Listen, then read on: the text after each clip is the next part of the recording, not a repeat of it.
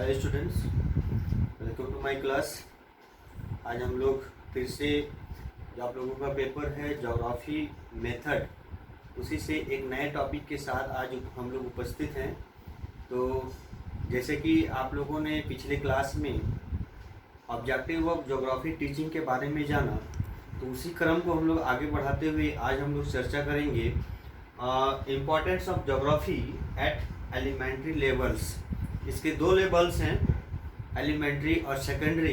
दोनों ही लेवल्स में ज्योग्राफी की क्या भूमिका है, क्या महत्व है, इसके बारे में आज हम लोग चर्चा करेंगे। तो जैसे कि इस टॉपिक को हम लोग शुरू करने से पहले हम लोग ये समझ पाते हैं कि एलिमेंट्री जो लेवल्स है वो कहीं ना कहीं वो कक्षा जो 1 से स्टार्ट होती है, वो कहीं ना कहीं 8 क्लास तक के बच्चों के लिए होती है। और जो ये बच्चे होते हैं वो एक जिज्ञासु प्रवृत्ति के होते हैं, तो इन्हें जानने की उत्सुकता रहती है कि जितने भी प्राकृतिक जो सेगमेंट हैं, जैसे हम लोग बात कर सकते हैं समय, दूरी, चंद्रमा, सूरज, तो इन सब के बारे में उन्हें जानने की प्रबल इच्छा होती है। तो इसलिए इस विषय की जो सार्थकता है वो कहीं ना कहीं बढ़ जाती है।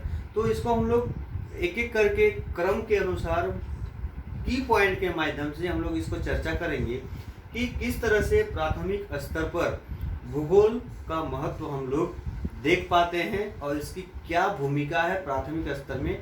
आज इसी पे बेस्ड है। तो इस जो टॉपिक है इसके बारे में कुछ हमने पॉइंट्स हाईलाइट किया है, तो हम लोग एक एक करके उसे देखते हैं।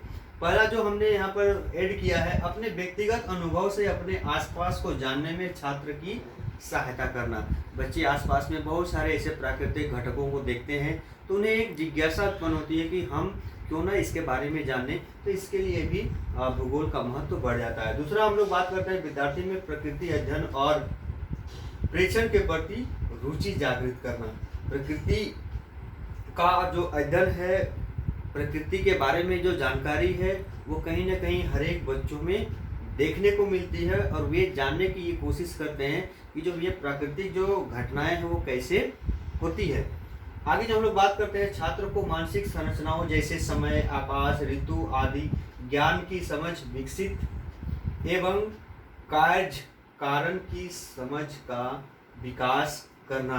बच्चे अक्सर इस दुविधा में रहते हैं कि किस तरह से समय अपना कार्य करता है, आकाश में किस तरह से जो परिवर्तन होते रहते हैं वो कैसे होती है, ऋतुएं कैसी होती है, ऋतु में जो घटक होते हैं, हर एक बार ऋतु जो परिवर्तन होती है वो कैसे होते हैं।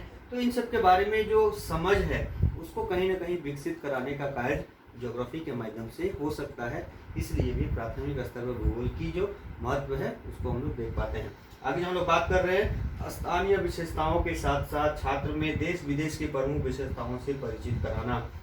हमारे देश में जो बच्चे परिवेश में रह रहे हैं उनसे तो अवगत हो ही रहे हैं, बल्कि देश विदेश की जितनी भी घटनाएं हैं, प्राकृतिक घटनाएं हैं, प्राकृतिक जो विशेषताएं हैं, उसको भी कहीं ना कहीं अगर जो जानकारी मिलती है वो भूगोल के माध्यम से प्राप्त होती है।